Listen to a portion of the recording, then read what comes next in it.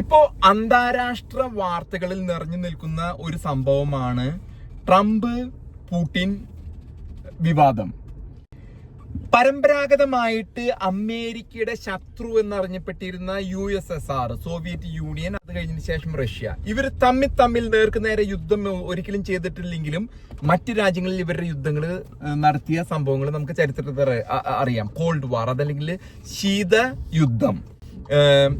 അപ്പൊ ഈ രണ്ട് വൻ ശക്തികൾ തമ്മിലുള്ള മൽപ്പിടുത്തം ലോക ചരിത്രത്തിൽ എഴുതപ്പെട്ടതാണ്. അത് രണ്ടാം ലോക മഹായുദ്ധ കാലത്ത് ഇവർ ഒരുമിച്ച് ഫൈറ്റ് ചെയ്തിട്ടുണ്ട് ഹിറ്റ്ലറിനെതിരെ. അങ്ങനെ പലതരത്തിലുള്ള കൊടുക്കൽ വാങ്ങലുകൾ നടന്നിട്ടുണ്ട്. എന്നാൽ ഇത്രയും നല്ലൊരു അവസരം ട്രംപിനും യൂറോപ്പിനും അമേരിക്കയ്ക്കും ലോകത്തിനും മൊത്തം വലിയൊരു ശത്രുവിനെ, 75 വർഷമായിട്ടുള്ള ഒരു ശത്രുവിനെ ഇല്ലാതാക്കുന്നതിന് വേണ്ടി വന്ന സാഹചര്യത്തില് എന്തുകൊണ്ട് ട്രംപ് ആ അവസരം മുതലെടുത്ത് അമേരിക്കയുടെ ദീർഘകാല ശത്രുവിനെ ഇല്ലാതാക്കിയില്ല? പകരം അദ്ദേഹത്തിന്റെ മുമ്പിൽ അടിയറവ് പറഞ്ഞു. അദ്ദേഹം അടിയറവ് പറഞ്ഞപ്പോ ഏറ്റവും വലിയ സുഹൃത്തായ യൂറോപ്പ്, 10-30 രാജ്യങ്ങള്, വലിയ വലിയ പ്രസ്ഥാനങ്ങൾ, ജർമ്മനി, UK, ഫ്രാൻസ്, എല്ലാവരും പിണക്കിയിട്ട് സെലൻസ്കീനെ ഒറ്റിക്കൊടുത്ത് യുക്രൈൻ എന്ന രാജ്യത്തിന് കുരുതി കൊടുത്ത് പുടിനുമായിട്ട് എന്തുകൊണ്ട് ട്രംപ് ഇങ്ങനൊരു നീക്കത്തിൽ വന്നു? 2016 കാലഘട്ടത്തിൽ നമുക്കറിയായിരുന്നു, ഹിലരി ക്ലിന്റനുമായിട്ടുള്ള ഇലക്ഷന്റെ സമയത്തും പുടിൻ ട്രംപിനെ സഹായിച്ചിരുന്നു. എന്നാൽ റഷ്യയുമായിട്ട് അമേരിക്കയ്ക്കുള്ള ബന്ധം അന്നോ ഇന്നോ തുടങ്ങിയതല്ല. 80കളിൽ ട്രംപ് ന്യൂയോർക്കിലെ 5th അവന്യൂവിൽ ഒരു റിയൽ എസ്റ്റേറ്റ് റിയൽട്ടറായിട്ട്, ബിൽഡറായിട്ട് ജീവിക്കുന്ന ആ കാലഘട്ടം തൊട്ടും പല മേഖലകളിൽ, അന്ന് അദ്ദേഹത്തിന്റെ ചെറുപ്പകാലത്തിൽ പല ബിസിനസ്സുകളും ചെയ്തിരുന്ന ട്രംപിനെ നമുക്ക് പല പല മേഖലകളിൽ നിന്നും കിട്ടുന്ന വിവരങ്ങളുടെ അടിസ്ഥാനത്തിൽ അദ്ദേഹം ഒരു ഏജന്റ് ആണോ എന്ന് പോലും സംശയിക്കുന്ന രീതിയിലാണ് റഷ്യയുടെ ഏജന്റ് ആണോ, KGBയുടെ ഏജന്റ് ആണോ? നമ്മളിനി ഒരു അല്പം ചരിത്രത്തിലേക്ക് പിന്നോട്ട് പോകുമ്പോൾ 1986-87 കാലഘട്ടത്തിൽ ട്രംപ് ഒരു ബിസിനസ്സുകാരനായിരിക്കുമ്പോൾ അന്ന് റഷ്യയിലെ ആൾക്കാർ വന്നിട്ട് ഇവിടെ ഒരു ബന്ധം സ്ഥാപിക്കുന്നതിനും റഷ്യയുമായിട്ട് ബന്ധം സ്ഥാപിക്കുന്നതിനൊക്കെ ശ്രമം നടത്തിയിരുന്ന കാലഘട്ടം. റൊണാൾഡ് റീഗൻ പ്രസിഡന്റ് ആയിരുന്നു. ആ സമയത്ത് ട്രംപിന് അറ്റ്ലാന്റിക് സിറ്റി, ന്യൂജേഴ്സിയിലെ അറ്റ്ലാന്റിക് സിറ്റിയിൽ താജ് മഹൽ എന്നൊരു കാസിനോ ഉണ്ടായിരുന്നു. ഈ കാസിനോയില് അദ്ദേഹത്തിന് സാമ്പത്തിക നഷ്ടം, അദ്ദേഹം ബാങ്ക്രപ്സി ഒക്കെ ഫയൽ ചെയ്തതാണ്. ആ കാലഘട്ടങ്ങളിൽ റഷ്യൻ ഏജൻസ് അദ്ദേഹത്തിനെ സാമ്പത്തികമായിട്ട് സഹായിക്കുകയും അദ്ദേഹത്തിനെ പിടിച്ച് മോസ്കോയിൽ കൊണ്ടുപോയിട്ട് അവിടെ ഒരു മോസ്കോയിൽ ട്രംപ് ടവർ പണിയാൻ സഹായിക്കുക, അങ്ങനെ സാമ്പത്തികമായ കൊടുക്കൽ വാങ്ങലുകൾ. എന്നാൽ റഷ്യൻ ബിസിനസ്സുകാരെന്ന വ്യാജേന KGB ഏജൻസ് ആയിരുന്നു ട്രംപിന്റെ കൂടെ അന്നുണ്ടായിരുന്നത്. അപ്പോൾ ഇന്ന് ലോകം വളരെ പ്രാധാന്യത്തോടെ ചർച്ച ചെയ്യുന്ന വിഷയം എന്ന് പറഞ്ഞാല് ട്രംപ് റഷ്യക്ക് വേണ്ടി ഇത്തരത്തിലുള്ള ബ്ലാക്ക് മെയിലിംഗ് മൂലമാണോ വഴങ്ങി കൊടുത്തിരിക്കുന്നത് എന്നാണ് അമേരിക്കയും ലോകവും ചർച്ച ചെയ്യുന്നത്. കാരണം അത്രമാത്രം സൗദിയിൽ നടന്ന മാർക്കോ റൂബിയോയും സെർജി ലാവരോവ് എന്ന റഷ്യയുടെ വിദേശകാര്യമന്ത്രിയും കൂടി നടത്തിയ ഈ സൗദിയുടെ മധ്യസ്ഥതയിൽ നടന്നതിൽ റഷ്യക്ക് ഒരു എല്ലാവിധ ഇതുകളും 20% ലാൻഡ് മാസ്, ഭൂമി, യുക്രൈന്റെ ഭൂമി വിട്ടുകൊടുത്താണ് ഈ ഒരു സെറ്റിൽമെന്റില് എത്തിയിരിക്കുന്നത് എന്ന് വേണം കരുതാനായിട്ട്.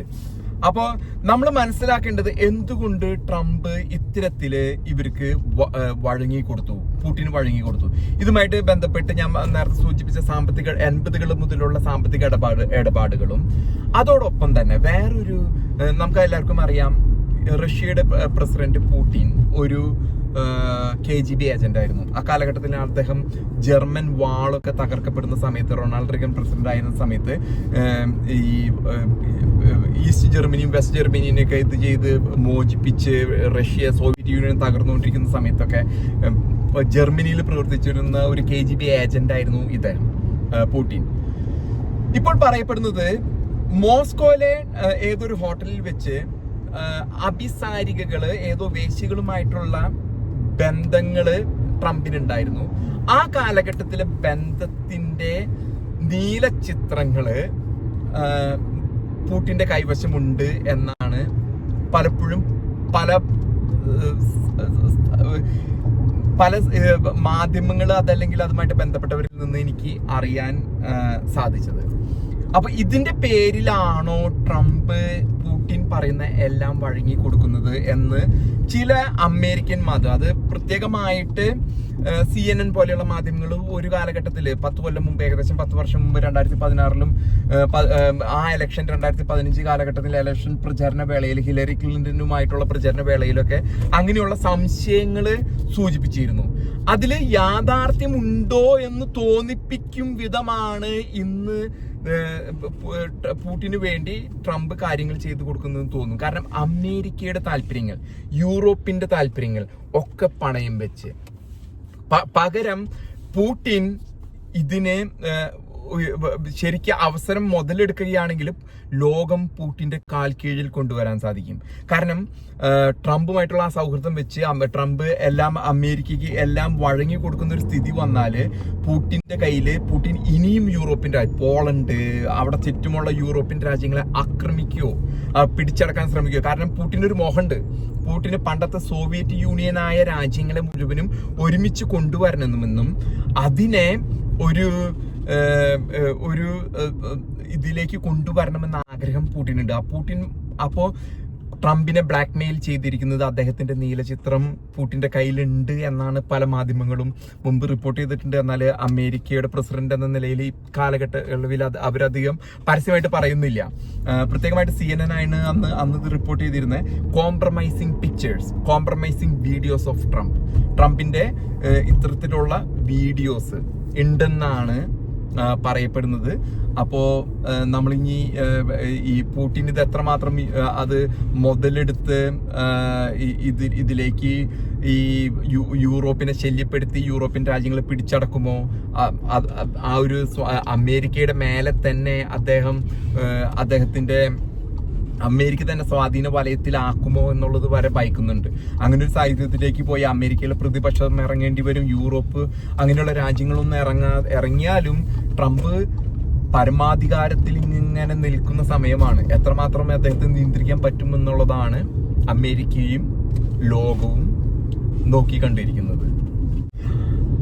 ഇതിലേക്ക് ഇനി കൂട്ടിച്ചേർക്കാനുള്ളത് FBI ഡയറക്ടർ ജെയിംസ് കോമി 2016 കാലഘട്ടത്തിൽ ഈ കേസുമായിട്ട് എന്തുകൊണ്ടാണ് പുടിൻ റഷ്യൻ ഏജൻസ് ഇവിടെ വർക്ക് ചെയ്തിരുന്നത്. 2016 ഇലക്ഷനിൽ റഷ്യയുടെ ഇൻഫ്ലുവൻസ് ഉണ്ടായിരുന്നു. അദ്ദേഹത്തിനെ എടുത്ത് ഫയർ ചെയ്തു ജെയിംസ് കോമിനെ.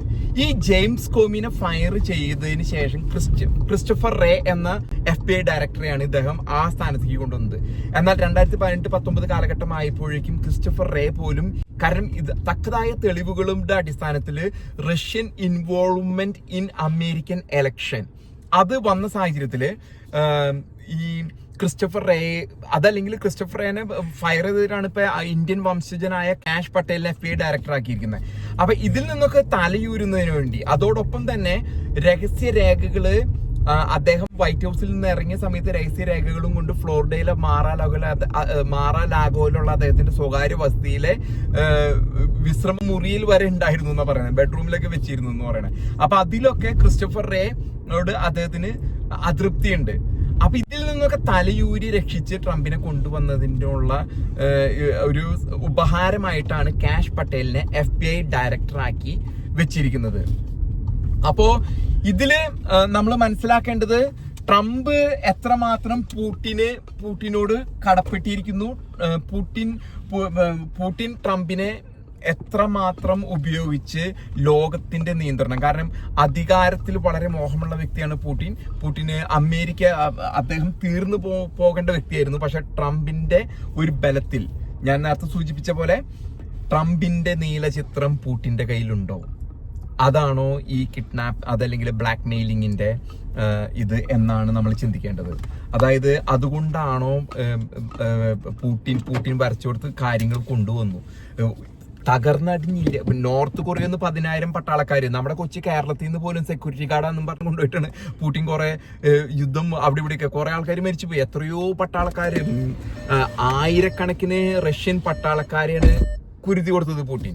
അപ്പോ അതിൽ നിന്നൊക്കെ, അതായത് മൂക്കറ്റം വെള്ളം നിന്നിരുന്ന പുടിനെ ട്രംപ് രക്ഷിച്ചെടുത്തിരിക്കുകയാണെന്ന് വേണം കരുതാനായിട്ട്. ഇതിലൊരു ഡീല് നടക്കുന്നുണ്ട്. ഒരു പക്ഷേ ചിലപ്പോ ഇത് അമേരിക്ക, സൗദി അറേബ്യ, പുടിൻ പോലെയുള്ള ഇദ്ദേഹത്തിന്റെ കൂട്ടുരാജ്യങ്ങൾക്ക് ഒരു ഗുണത്തിൽപ്പെടാം. എന്താന്നുള്ളത് നമുക്ക് ഇനി നോക്കി കാണേണ്ട വിഷയമാണ്, എന്താ സംഭവിക്കുക എന്നുള്ളത്.